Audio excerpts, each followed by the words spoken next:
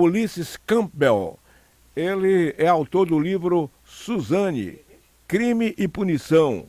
Suzane von Richthofen, aliada a dois criminosos igualmente condenados pela justiça, os irmãos Daniel e Christian Cravinhos, matou os pais, Manfred e Marisa, com Richthofen, um dos crimes mais brutais da história do Brasil, em 2002. Mesmo assim, depois da história ter sido contada pelos jornais, revistas, emissoras de rádio e televisão, até dos estados brasileiros, também lá fora, e outros países, ela tenta impedir a publicação do livro Suzane, Crime e Punição. Intimidada, a editora Contexto, uma das melhores do país, desistiu de publicar o livro do jornalista Ulisses Campbell, autorizando-a a editá-lo como e onde desejar. E nós vamos conversar com ele agora para nos dar detalhes sobre esse livro e essa proibição. Agora virou moda, né? De proibição de livros por pessoas que são protagonistas da história. Bom dia, escritor Ulisses Campbell. Bom dia, Gilson. Tudo bem com você? Tudo bom, Ulisses? O prazer é todo nosso para falar com você sobre a autoria do seu livro, Suzane, Crime e Punição, e que está sendo proibido pela Suzane.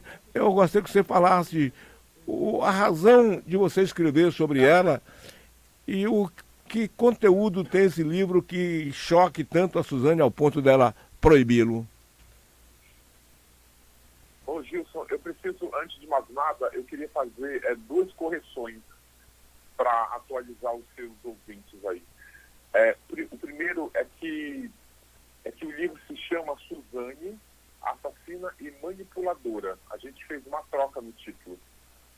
Então eu peço desculpas a você. A nossa produção nos coloca que o título seria Suzane, Crime e Punição. Mas você alterou o título, né?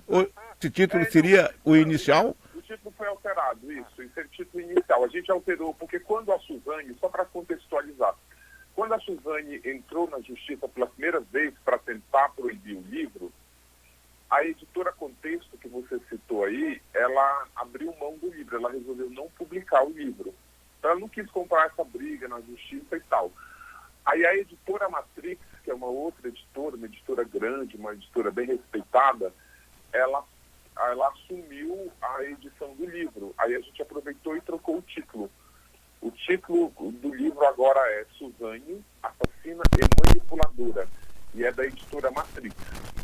E a outra atualização, que essa é a mais importante de todas, é que o livro, neste momento, está proibido. A Suzane conseguiu uma liminar da justiça e proibiu o livro. A gente recorreu ao STF e está aguardando uma decisão do STF para ver se libera a publicação do livro. Caso o STF libere nos próximos dias, que é o que a gente está esperando, o livro será publicado será lançado no dia 15 de janeiro. A gente trabalha com essa data. O Superior Tribunal Federal, STF, já definiu que, no caso de biografias, os biógrafos não podem proibir a publicação do livro. É livre, portanto, para os escritores, para as editoras. Esse caso de Christophe, de Suzane, ele tem algo a ver com uma biografia? Então, o livro, o Suzane, Assassina e Manipuladora, ele é um livro-reportagem, que ele é escrito em forma de romance policial. O livro conta mais ou menos como... O livro começa com como a Suzane e o Daniel se conheceram no Parque Ibirapuera. Por uma coincidência do destino, ela é apresentada ao Daniel pela mãe, pela dona Marísia. Ela levou o filho mais novo, o André, para o Parque Ibirapuera, para ele ter aula de aeromodelismo, e ela conheceu o Daniel, que era um dos mais importantes professores de aeromodelismo do Parque Ibirapuera na época. E no outro dia que ela leva para a segunda aula, ela leva o André, ela apresenta o Daniel a Suzane e eles começam a namorar. Então, assim, o livro, apesar do livro ter como personagem principal a Suzane, a Suzane ser a protagonista do livro, o livro ele conta muito a história de todos os personagens que cruzam com a vida da Suzane, não só ao longo, não só a partir do momento em que ela comete o crime junto com o namorado, mas durante a vida dela na cadeia. Então, assim, classificar o livro como uma biografia, eu não sei se ele é mais que uma biografia. Ele é uma biografia da Suzane, porque fala muito dela, mas ele vai muito além disso, ele não se limita à vida da Suzane. Agora, eu queria responder a sua primeira pergunta lá, que eu acabei interrompendo para fazer aquelas correções, é que você perguntou o que esse livro traz assim, ao ponto de incomodar a Suzane. O livro, ao abordar a vida da Suzane dentro da cadeia, ele acaba expondo ali, jogando luz sobre uma parte da vida da Suzane que as pessoas ainda não conhecem, que é aquela vida de presa, como ela exerceu a liderança dentro da cadeia, ela exerce a liderança dentro da cadeia até hoje. Porque, viu, Gilson, o tipo de crime que a Suzane cometeu, matar os próprios pais, é um crime que é condenado lá no carcerária. Os presos, eles não admitem criminosos que estupram, não admitem, eles não toleram pedófilos, não toleram quem mata a esposa, não toleram quem mata filho, quem mata pais. Então a Suzane, ela entra na cadeia marcada para morrer, porque dentro da cadeia tem esse tribunal do crime, eles condenam à morte quem comete esse tipo de crime que eu relacionei. Só que a Suzane, muito esperta, ela consegue sobreviver a essa sentença e se tornar a líder de Tremembé, que é a penitenciária onde ela está presa. Então o livro mostra muito isso, como ela se tornou essa liderança. E para ela se tornar essa liderança, ela exerce muito o poder da sedução que ela tem, que é muito forte nela. Ela seduz a diretora da penitenciária, ela seduz um promotor de execução penal, ela seduz as presas que são líderes e bota essas presas a serviço dela. O livro mostra muito isso. Você falou agora há pouco de que o Cravinhos, o Daniel, foi apresentado pela mãe da Suzane a ela mesma. E o pai da Suzane, o senhor Manfred, conhecia antes o Cravinhos, ou o Daniel, ou o Christian? Conhecia. A história, o início da história é mais ou menos assim. O Andreas, quando completou 14 anos de idade, ele ganhou um avião de aeromodelo, que é aqueles aviões que são controlados do chão e tal, é um esporte assim, bem difundido aqui em São Paulo.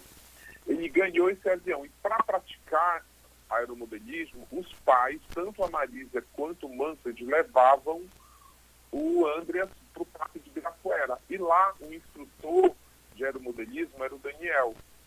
Então, pela segunda aula, é que eles levam a Suzane ao parque para ela passar a acompanhar o Andreas nessas aulas de aeromodelismo. É quando ela conhece o Daniel. Quando ela chegou no Parque Ibirapuera, ela nem se interessou, a Suzane nem se interessou a princípio pelo Daniel. Ela ficou encantada por um outro instrutor que se chama Vinas. E o Vinas não teve interesse na Suzane. Depois que ela foi rejeitada pelo Vinas, que ela passou a se interessar pelo Daniel. E, nesse caso, a relação do pai dela, não é, com esses rapazes, se deu em que momento? Desculpa, eu acho que falhou, eu não entendi a pergunta. Essa relação pessoal, de conhecimento entre o Daniel e o Christian e o Manfred, ela aconteceu também nesse mesmo momento em que eles estavam envolvidos com o aeromodelismo lá em Ibirapuera? Isso, aconteceu. O Andreas, ele faz aniversário bem no início das férias escolares de julho. Então, eles passavam, como eram férias escolares, eles passaram a frequentar o parque quase que diariamente. Então, quando a Suzane começou a se relacionar com o Daniel durante as férias, esse namoro, a princípio, teve a permissão da Marisa e do Manfred. Só que à medida que as férias avançavam, esse namoro ficava mais forte. Então, a Marisa e o Manfred achavam que era só um namoro de férias, quando as férias acabassem, que a Suzane voltasse a estudar, o Andres passaria a frequentar os parques bem menos. Então, eles achavam que era um namoro de férias. Só que as férias terminaram e o namoro continuou. Depois que as férias acabaram, esse namoro se fortaleceu, o Manfred e a Marisa se botaram contra esse namoro. A partir do momento em que o casal se botou contra o namoro, começou a operar para esse namoro terminar, é que a Suzane e o Daniel passaram a planejar a morte do casal. Foi só a partir do momento em que eles ou se opuseram ao namoro, foi que eles começaram a trabalhar a morte de matar os pais. Ou seja, o assassinato não teve como móvel, não teve como objetivo nenhuma situação financeira, econômica, e foi puramente em função dessa relação de amizade ou de amor entre ambos? A motivação desse crime, viu, Gilson, ela é muito subjetiva. Você pode achar isso, eu posso achar aquilo, mas é um livro que prende muito nos motivos declarados pela própria Suzane, que para mim é o que mais me interessa. Quando a Suzane ela confessou o crime na fase de inquérito, ela foi julgada como reconfessa e durante o julgamento ela defendeu a tese de que ela matou os pais porque os pais oprimiam muito ela. Ela vivia uma vida muito regrada, uma vida muito oprimida, uma vida muito sufocante. Então, ela foi condenada defendendo essa tese. Eu matei para me libertar. Eu amava e meus pais eram contra o meu namoro e uma forma de eu continuar namorando era matar meus pais. Foi o que ela defendeu. Durante a vida de presa, para ela, depois de quase 20 anos presa, para ela poder obter as saídas temporárias, ela migrar para o regime semiaberto, antes disso, a juíza de execução penal, ela precisa saber como a Suzane lida com o crime. Aí ela é submetida a testes psicológicos, ela não pode mais defender tese, porque essas teses, durante o julgamento, é muito construída por advogados de defesa. Para ganhar liberdade, ela precisa ser honesta, porque ela é submetida a testes psicológicos, ela não pode mentir. Nessa fase, que é a fase mais recente, a gente precisa muito ter em mente que a Suzane cometeu um crime quando ela tinha 19 anos recém-completados. Agora ela tem 37 e tenta migrar para o regime aberto, que é cumprir o resto da pena em liberdade. Para ela conseguir esse novo regime, ela precisa falar a verdade. Nessa fase, ela diz que matou por motivos financeiros. Então, assim, eu vou muito para o que ela diz. O motivo pelo qual uma pessoa comete o crime é muito subjetivo. Só quem comete o crime pode dizer, olha, eu cometi o crime por isso. E eu acredito que a pessoa ela tem até o direito de mudar a motivação pelo crime, principalmente crime passional, que é um tipo de crime muito complexo. Não é o latrocida que matou o desconhecido na rua para pegar o tênis, para pegar o celular. É um crime mais complexo, é um crime que envolve muita relação emocional com a vítima. Então, Ulisses, na noite do crime, no dia do crime, evidentemente o tempo passa, a gente acompanha muito, mas algo às vezes foge muito da nossa lembrança. Me recordo bem que os pais estavam no quarto. Agora, a pergunta que eu te faço é o seguinte: o Daniel Cravinhos, os irmãos Cravinhos, quando penetraram, os pais sabiam que eles estavam lá porque eles já tinham ganhado a confiança, embora os pais contra, pelo menos é assim que eu imagino, embora os pais contra o namoro, mas estava tolerando, não tinha como impedir que aquilo fosse abruptamente terminado. Obviamente que eles ganharam a confiança de entrar na casa como qualquer um genro que entraria na casa do sogro. Eles sabiam antes de dormir que os cravinhos estavam lá? Não, não sabiam. Para a gente entender mais ou menos como ocorreu esse crime, a gente precisa fazer uma linha do tempo do namoro do Daniel com a Suzane. No início, no ano de 1999, o Daniel conheceu a Suzane e eles começaram a namorar. Durante o primeiro ano de namoro, a Suzane e o Daniel eram muito repreendidos pelos pais da Suzane. Então, para eles namorarem em paz, eles fingiram para Manfred e para Marisa que eles haviam terminado o namoro. Eles, inclusive, usavam o anel de compromisso, eles resolvem tirar esse anel para fingir que não estavam mais se encontrando. Eles passaram um ano namorando escondido. Teve na véspera, um ano antes do assassinato, o casal viajou para a Escandinávia. E o Daniel se mudou para a casa da Suzane. Eles ficaram lá, feito marido e mulher, durante um mês. Quando eles voltaram de viagem, o Daniel saiu de casa e eles sentiram muita falta daquela vida durante os 30 dias que eles passaram, feito marido e mulher, na mansão do Ristoff. Então, a partir daí que eles resolvem matar o casal para poder ter aquela vida de volta, aquela vida de casal de volta na mansão, com todo o conforto da casa e tal. Então, quando eles planejaram a morte do casal, eles estavam fingindo terem terminado. Então, eles entram escondidos na casa, o Manfred e a Marisa não sabiam que o Daniel e a Suzane estavam juntos quando eles foram assassinados. Essa que é a verdade. Qual é o motivo principal da proibição do livro? O que é que a Suzane alega para proibir o livro? Pediu a proibição do livro. Que tipo de incômodo ela tem com essa informação do livro, que é pública e notória, saiu no rádio, na televisão, nos jornais, isso todos sabem. E você conta que o seu livro é praticamente um livro-reportagem, um livro jornalístico também, embora tenha alguns pontos da vida dos envolvidos. Mas, e qual é a razão, portanto, da proibição? Aí, eu vou te contar sim, mas eu vou fazer um esforço muito grande até para não rir, porque é engraçado.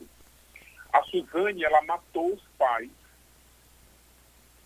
e teve, que é um crime de grande repercussão, foi um crime muito noticiado, foi um crime assim, que abalou uma nação. Agora, depois de 3 anos, passei 3 anos só pesquisando, lendo processos, fazendo entrevistas e tal. Ela entrou na justiça alegando que o livro traz danos inabaláveis à imagem dela. Tipo assim, é isso que dá até vontade de rir, porque o que traz danos inabaláveis à imagem dela é o crime que ela cometeu, não o livro que fala sobre o que ela fez. E ela conseguiu uma liminar basicamente alegando isso, que traz danos irreparáveis, que se o livro for lançado, ela não tem como reparar esse dano que ela sofreria com o livro. Entre outros argumentos, ela diz que quer ser esquecida, ela diz que o livro traz... Ela diz que o livro traz inverdades, porque ela nunca deu entrevista para mim, quando bem se sabe que não precisa que eu faça uma entrevista com ela para escrever sobre ela. Ela diz que... ela fala também que o livro atrapalha o processo de ressocialização que ela tenta agora. Enfim, é uma série de motivos que, na minha opinião, assim, já existem 2 livros, inclusive, publicados na época do julgamento, na praça. São livros assim, até interessantes. Só que ela resolveu que esse livro não deve circular por N motivos. Mas a gente a sua editora está ao seu lado, porque nós estivemos aqui há bem pouco tempo e já entrevistamos algumas vezes aqui o Paulo César Araújo, que escreveu a biografia de Roberto Carlos, que foi proibido, e você conhece talvez tanto quanto o resto do Brasil sobre aquele caso, né? E, no fim, se percebeu que o interesse de Roberto Carlos na época era mais financeiro do que a imagem dele abalada com o livro. E, aliás, o livro, eu li o livro e eu achei que aquilo ali é uma homenagem que um escritor presta a um ser humano. O Paulo César prestou a Roberto Carlos. Ai de todos os brasileiros, artistas, que tivesse uma homenagem daquela que ele prestou. No entanto, o Roberto Carlos achou que foi ofendido. E no meu convencimento, o que o Roberto estava preocupado era com a questão financeira. Seria um caso também aí da Suzane? Olha, longe de mim, viu, Gilson, querer comparar a Suzane com o Roberto Carlos, ou Roberto Carlos com a Suzane. Mas você tem toda a razão que são fatos muito semelhantes. A Suzane nunca propôs, nos encontros que eu tive com ela nunca manifestou interesse financeiro no livro. Inclusive, num dos últimos encontros que eu tive com ela me perguntou se eu não achava... ela perguntou se eu se eu não me sentia mal em explorar financeiramente a vida de outra pessoa. Ela insinuou que o livro, que eu ficaria rico escrevendo sobre ela, o que é um absurdo, todo mundo sabe que tem uma coisa que não dá dinheiro no Brasil é publicar livro. Mas aí eu comentei com ela, olha, eu estou escrevendo um livro sobre você, um trabalho jornalístico, mas se você quisesse, você teria escrito a sua própria biografia. Eu até brinquei com ela, porque tempo na cadeia você tem para fazer isso. E ela é uma pessoa inteligente, as cartas que ela escreve tem um texto assim muito bem apurado, ela escreve muito bem, ela é muito fluente na escrita e tal. E ela nunca fez isso, né? Tem outros presos que fazem isso. O Zé Disseu, quando esteve preso lá, escreveu um livro que ficou lá na lista dos mais vendidos um bom tempo, enfim. Ela não quer. O problema é que ela não lida bem com o que ela cometeu. A Suzane, ela não... Acho que ninguém lida, né, bem com o que... Só matou os próprios pais, enfim. Em relação ao livro do Roberto Carlos, que ele depois fez um acordo lá, né, financeiro para liberar o livro, a única correlação que o livro dele tem com o livro da Suzane é que foi a partir dessa biografia do Roberto Carlos, que se chama Roberto Carlos Sem Limite, foi que o STF começou a debater o assunto e a partir dessa polêmica, desse conflito de interesse, o STF decidiu que não se precisa consultar o biografado para lançar uma biografia. Hoje, você lança biografia não autorizada pelo biografado, e se ele se sentir incomodado, se tiver algum erro, algo que não seja verdade, ele entra na justiça e pede uma indenização. Nos Estados Unidos, só para efeito de comparação, você escreve sobre uma figura pública sem autorização da figura pública, mas se contiver algum tipo de erro, algum tipo de inverdade que prejudique, que não possa ser consertada, cerca de 40% de tudo que o livro arrecadar vai para a pessoa como forma de indenização. Aqui no Brasil, infelizmente, não tem isso, mas se tiver algum tipo de inverdade no livro da Suzane, ela pode entrar na justiça depois e pedir uma reparação financeira. Isso a justiça faz isso.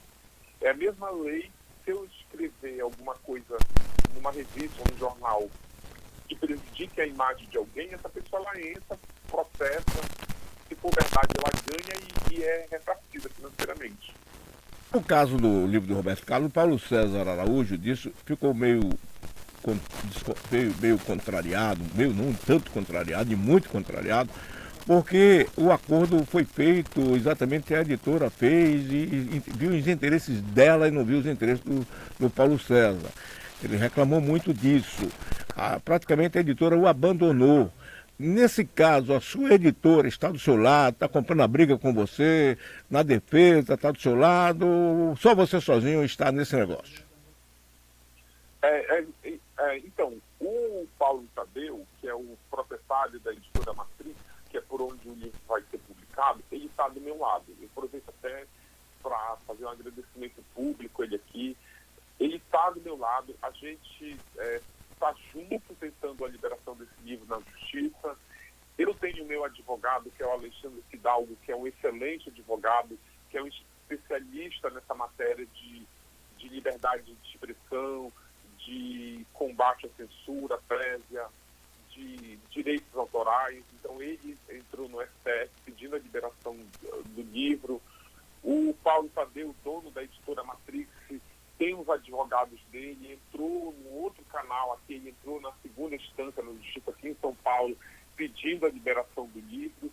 Então a gente está junto, porque diferentemente do livro do Roberto Carlos, não existe essa motivação financeira. Então, tanto eu quanto a editora, a gente tem interesse que esse livro seja publicado e a gente batalha junto para isso. Então, estar nessa luta apoiada pela editora faz uma diferença muito grande. Ok, amigo. Eu agradeço a você, a sua atenção, e eu espero que o livro seja liberado. Torcer para isso, nós vamos torcer. Vamos, inclusive, estou curioso para ler também essa obra literária sua, Suzane, Assassina e Manipuladora. Ulisses, eu espero que você tenha sucesso e esperando que na próxima oportunidade a gente possa falar com o livro liberado. Fique à vontade de você falar o que você desejar sobre a obra em si, quantas páginas tem um livro, ele seria vendido por quanto. Fique à vontade de você falar o que você desejar nesse final de entrevista. O livro, a gente está na fase final de diagramação, que a gente está fazendo os últimos ajustes, colocando as fotos no livro. Ele tem mais ou menos entre 270 e 280 páginas. A gente trabalha, como a gente está na justiça pedindo uma liminar e esse tipo de ação corre muito rápido, então a gente continua trabalhando com a data de lançamento em janeiro, por volta do dia 15 de janeiro. Eu tenho muita confiança na justiça de que esse período de censura já passou, que a gente já está livre disso, então a gente tem em mente que o lançamento desse livro vai ocorrer. E a gente não tem uma ideia de preço, viu? Então isso vai muito do momento que o livro vai ser lançado. Eu queria, agradecer, Gilson, claro que quando esse livro estiver na praça, eu falo com você com o maior prazer. E queria desejar um bom dia para você, para os seus ouvintes e para toda a região aí. Obrigado, Ulisses. Falou aqui para uma rede de 10 emissoras de rádio, muitos lugares que tem livrarias, outros que não tem, mas a internet está aí. Quando o livro sair, fique certo que você vai ter uma boa venda na Bahia. Obrigado, bom dia, viu?